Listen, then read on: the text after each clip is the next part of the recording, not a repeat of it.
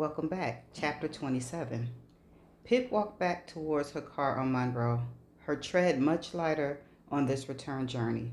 Lighter because now they knew for sure Sal Singh did not kill Andy Bell. She called Kara. Well, hello, sister, Kara answered. What are you doing now? Pip asked. Homework club with Naomi and Max. They're doing job apps and I'm working on my capstone project. You know, I can't focus alone. Pip chest tightened. Both Max and Naomi are there now? Yep. Is your dad in? Nah, he's over at my Aunt Lila's for the afternoon. Okay, I'm coming over, Pip said. Be there in 10. Fab, I can steal some of your focus. Pip said goodbye and hung up. She felt an ache of guilt for Kara that she was there and would now be involved in whatever was about to come out. Because Pip wasn't bringing focus to the homework club, she was bringing an ambush. Kara opened the front door wearing her penguin pajamas and bear claw slippers. Hey, chica, she said, rubbing Pip's already messy hair. Happy Sunday. Mi club de homeworko es su club de homeworko. Pip closed the front door and followed Kara into the kitchen. We're banned talking, Kara said, holding the door open for her, and no typing too loudly like Max does. Pip stepped into the kitchen. Max and Naomi were sitting next to each other at the table, laptops and papers splayed out in front of them, steaming mugs of coffee in their hands. Kara's place was on the other side, a mess of paper and pens screwed across the keyboard. Hey, Pip, Naomi smiled. How you doing? Fine, thanks, Pip said, her voice suddenly raw. When Pip looked at Max, he turned his gaze away immediately, staring down at the surface of his taupe-colored coffee. Hi, Max, she said pointedly, forcing him to look back at her. He raised a small, closed-mouthed smile, which might have looked like a greeting to Kara and Naomi, but Pip knew better. It was meant as a grimace. Pip walked over to the table and dropped her backpack onto it, just across from Max. It thumped against the surface, making the lids of all three laptops judder on their hinges. Pip loves homework, Kara explained to Max, aggressively so. Kara slid back into her chair and wiggled the mouse to bring her computer back to life. Well, sit, she said, using her foot to pull a chair out from under the table. Its feet streaked against the floor. What's up, Pip? Naomi said. Do you want some caffeine? And what are you looking at? Max cut in. Max! Naomi hit him roughly on the arm with a pad of paper. Pip could see Kara's confused face in her peripheral, but she didn't take her eyes away from Naomi and Max, anger pulsing through her. She hadn't known until she saw their faces that this was how she would feel. She thought she would be relieved it was all over, that she and Ravi had done what they set out to do. But their faces made her seethe. These weren't just small deceits and innocent gaps in memory anymore. This was a calculated, life-changing lie, and she would not look away or sit until she knew why. I came here first, just as a courtesy, she said, her voice shaking. Because, Naomi, you've been like a sister to me nearly my whole life. Max, I owe you nothing. Pip, what are you talking about? Kara said, her voice strained with the beginnings of worry. Pip unzipped her bag and pulled out the plastic folder. She leaned across the table and laid the 3 printed pages out in the space between Max and Naomi. This is your chance to explain before I go to the police. What do you have to say, Nancy Tagotis? She glared at Max. What are you talking about? He scoffed. That's your photo, Nancy. It's from the night Andy Bell disappeared, isn't it? Yes, Naomi said quietly. But why? The night Sal left Max's house at 10:30 to go and kill Andy? Yeah, it is. Max spat. What point are you trying to make? If you stop blustering for 1 second and look at the photo, you'll see my point, Pip snapped back. Obviously, If you paid any attention to detail, you wouldn't have uploaded it in the first place. So I'll explain. Both you and Naomi, Millie and Jake are in this picture. Yeah, so? He said. So Nancy, who took that picture of the four of you? Naomi's eyes widened, her mouth hanging open as she stared down at the photo. Yeah, okay, she said. So maybe Sal took the photo. It's not like we said he wasn't there at all. He must have taken this earlier on in the night. Nice try, Pip said, but my phone. Naomi's face fell, and she reached up to hold it in her hands. The time is on my phone. Max went quiet, looking down at the printouts, a muscle tension in his jaw. Well, you can hardly see those numbers. You must have doctored this photo, he said. No, Max, I got it from your Facebook as it is. Don't worry, I've researched this. The police can access it, even if you delete it now. I'm sure they'd be very interested to see.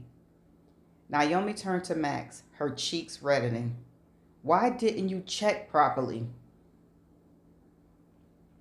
Shut up, he said quietly but firmly. We're going to have to tell her, Naomi said, pushing back her chair with a scrape that cut right through Pip. Shut up, Naomi, Max said again. Oh my God, Naomi stood and started pacing the length of the table. We have to tell her. Tell her what? Stop talking, Max said, getting to his feet and grabbing Naomi by the shoulders. Don't say anything else. She'll go to the police, Max, Naomi said, tears pooling in the grooves around her nose. We have to tell her.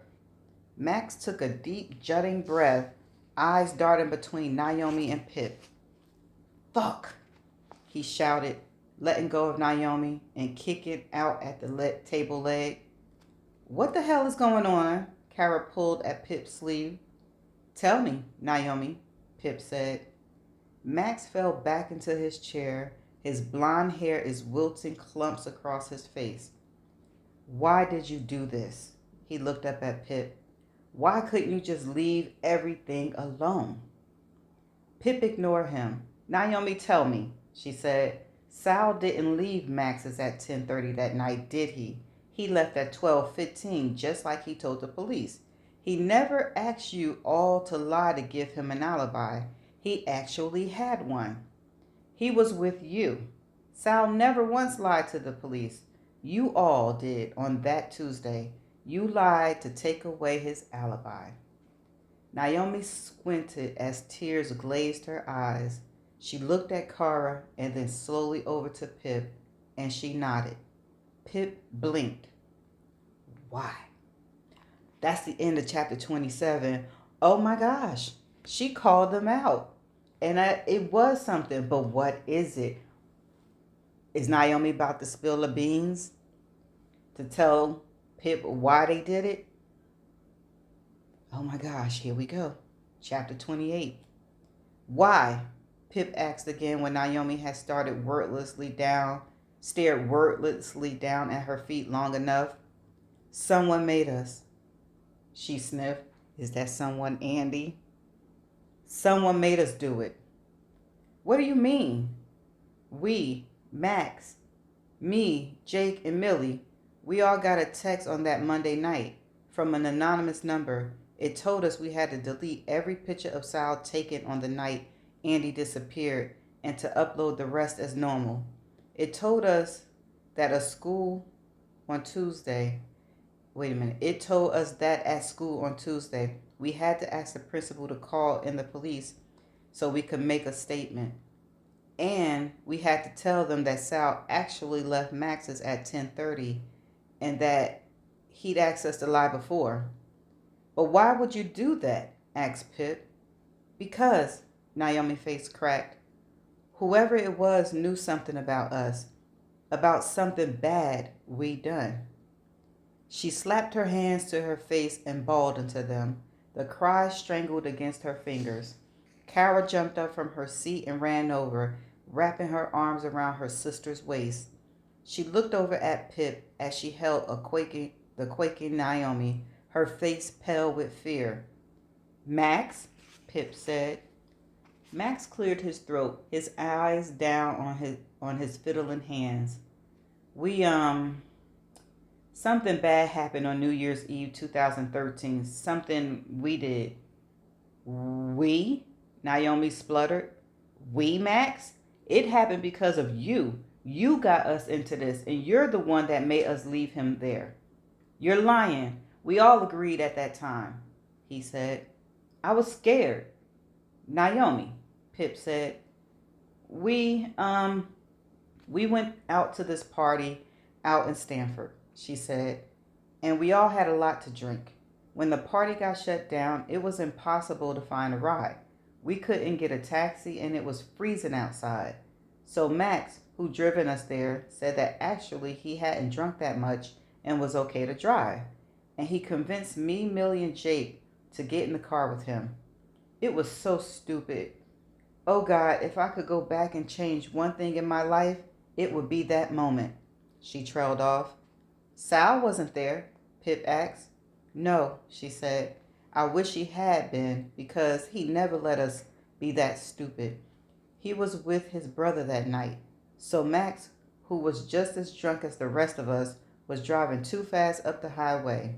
It was like 4 a.m. and there was no other cars on the road. And then the tears came again. And then this man comes out of nowhere, Max said. No, he didn't. He was standing well back on the shoulder, Max. You lost control of the car. Well, then we remember very differently, Max snapped. We hit him and spun. When we came to a stop, I pulled off the road and we went to see what had happened. Oh God, there was so much blood, Naomi cried, and his legs were bent all wrong. He looked dead, okay, Max said. We checked to see if he was breathing and we thought he wasn't. We decided it was too late for him, too late to call an ambulance. And we all been drinking, so we knew how much trouble we'd be in. Criminal charges, prison. So we all agreed and we left. You made us, Naomi said. You got inside our heads and scared us into agreeing because you knew you were the one really in trouble. We all agreed, Naomi, Max shouted, and a red flush creeping to the surface of his face. We drove back to my house because my parents were in Dubai. We cleaned off the car and then crashed it again into the tree just before my driveway. My parents never suspected a thing and got me a new one a few weeks later. Kyra was now crying too, wiping the tears before Naomi could see them. Did the man die? Pip said. Naomi shook her head. He was in a coma for a few weeks. He pulled through, but, her face creased in agony. He's paraplegic. He's in a wheelchair. We did that to him. We should never have left him. They all listened as Naomi cried, struggling to suck in air between the tears. Somehow, Max eventually said, someone knew what we'd done. They said that if we didn't do everything they asked, they would tell the police. So we did it. We deleted the pictures and we lied to the police. Do you think Andy knew? She do have a burner phone. But how did someone find out about the hit and run? Asked Pip. We don't know, Naomi said. We all swore to never tell anyone ever, and I never did. Me neither, Max said. Naomi looked over at him with a weepy scoff. What? He stared back at her. Me, Jake, and Millie always thought you were the one that let it slip. Oh, really? He spat. Well, you're the one that got completely plastered like every night. I never told anyone, he said, turning back to Pip now. I have no idea how someone found out. You have a pattern of letting things slip, said Pip. Naomi, Max accidentally told me you were MIA for a while the night Andy disappeared. Where were you? The truth. I was with Sal, she said. He wanted to talk to me upstairs alone. About Andy. He was angry at her about something she'd done. He wouldn't say what. He told me she was a different person when it was just the two of them, but he could no longer ignore the way she treated other people. He decided that night he was going to end things with her, and he seemed almost relieved when he came to that decision. So just to be clear, Pip said, Sal was with you all at Max's until 12:15 the night Andy disappeared. On the Monday, someone threatens you, make you go to the police, say he left at 10:30, and to delete all traces of him from that night. The next day, Sal disappears and is found dead in the woods. You know what this means, don't you? Max looked down, picking at the skin around his thumb. Naomi covered her face again. Sal was innocent. We don't know that for sure, Max said. Sal was innocent. Someone killed Andy and then they killed Sal after making sure he looked guilty beyond reasonable doubt. Your best friend was innocent and you've all known it for over 5 years. I'm sorry, Naomi whelped. I'm so sorry. We didn't know what else to do. We were in too deep. I never thought that Sal would end up dead. I thought if we just played along, the police would catch whoever had hurt Andy. Sal would be cleared, and we'd all be okay. We told ourselves it was just a small lie at the time. Sal died because of your small lie. Pip's stomach twisted with rage tempted by sadness. What are you going to do with the photo? Max asked quietly. Pip looked over at Naomi, whose red puffy face was etched with pain. Kara was holding her hand, staring at Pip with silent tears. Max, Pip said, did you kill Andy? What? He stood up, scraping the messy hair out of his face. No, I was at my house the whole night. You could have left when Naomi and Millie went to bed. Well, I didn't, okay? Do you know what happened to Andy?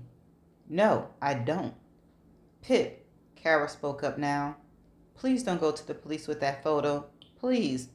I can't have my sister taken away as well as mom. Her bottom lip trembled and she scrunched her face to fight back the sob. Naomi wrapped her arms around her. Pip ached with the helplessness feeling, watching them both like this. What should she do? What could she do? She didn't know whether the police would take this photo seriously anyway, but if they did, Kara would be left all alone, and it would be Pip's fault. She couldn't do that to her best friend. But what about Ravi? Sal was innocent, and there was no question of her abandoning him now. Her heart fell away to her stomach. There was only one way through this, she realized. I won't go to the police, she said. Max heaved a sigh, and Pip eyed him, disgusted, as he tried to hide a faint smile crossing his mouth. Go to the police, all on that smile. Not for you, Max, she said, for Naomi, for what your mistakes have done to her. They're my mistakes too, Naomi said quietly. I did this too. Kara walked over to Pip and hugged her from the side, tears soaking into her shirt. Max left then without another word. He packed up his laptop and notes, swung his bag on his shoulder, and took off towards the front door. Kara went to splash her face in the sink and filled up a glass of water for her sister. Naomi was the first to break the silence. I'm so sorry, she said. I know, Pip said, still grappling with the decision. I won't go to the police with the photo, she paused, because I don't need Sal's alibi to prove his innocence. There's another way. What do you mean? Naomi sniffed. You're asking me to cover for you, and I will, but I can't cover up the truth about Sal. She swallowed, and it grated all the way down her throat. I'm going to find who really did this, who killed Andy and Sal. That's the only way to clear Sal's name and protect you at the same time. Naomi hugged her, burying her face into Pip's shoulder. Please do, she said quietly. He's innocent, and it's killed me every day since. Pip stroked Naomi's hair and looked over at Kara, her best friend, her sister. as a weight settled onto her shoulders, the world heavier than it had ever been before. And that's the end of chapter 28 and the end of part 2. Holy cow. All of this happened because of those three did a hit and run 5 years ago and somebody found out. I think Max, when he drunk, he talk a lot. Or when, he under the influence, he talk a lot. So I'm with them. I think he the one who might have said something. Because, when you drunk and you feeling guilty and you constantly drinking, you might slip up and say some things. But now they all know what Pip got on them, right? So we still need the answer to who put the note in her sleeping bag and who texted her anonymously to stop. Now, another question is, if it's all about what they did with the hit and run, why do they want Pip to stop? This person that's telling her to stop. Why?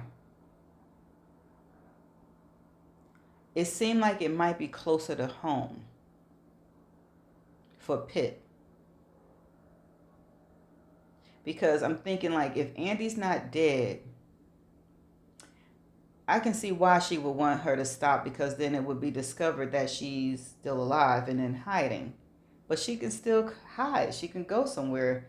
She don't have to be telling Pip to stop, right? Because that don't technically make sense. I'm trying to, like, if it is close to home, why would anybody from close to home want her to stop? Because if somebody close to home killed Andy and Sal, I'm trying to make it make sense for part 3.